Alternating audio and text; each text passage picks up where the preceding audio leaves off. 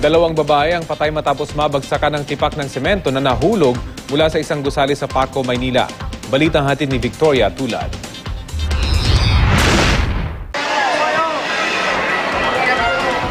Nauwi sa trahedya ang pagsalubong sana sa bagong taon ni Delia Babon at Simplicia Sister. Nabagsakan ng semento ang dalawang babae sa Barangay 681, Paco, Maynila. Sa laki ng mga tipak ng semento na tumama sa kanilang ulo, di nakaligtas ang dalawa. Agad namatay si Delia. Dead on arrival naman sa ospital si Simplicia.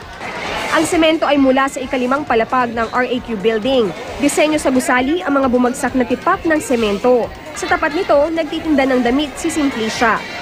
Si Delia naman na tindera ng gulay sa Paco Market, napadaan lang matapos kumain sa kalapit na fast food.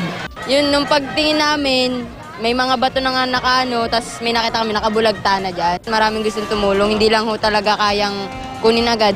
Ang anak ni Simplicia na si Jason, napasugod sa pinangyarihan ng insidente. Punta ko yung mama ko, yung kamay niya, bali, pati yung putok yung dito niya.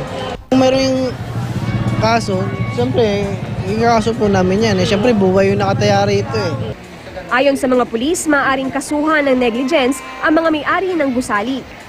Dahil sa pag-aari nila yung building na yun, meron silang pangangalaga dapat doon.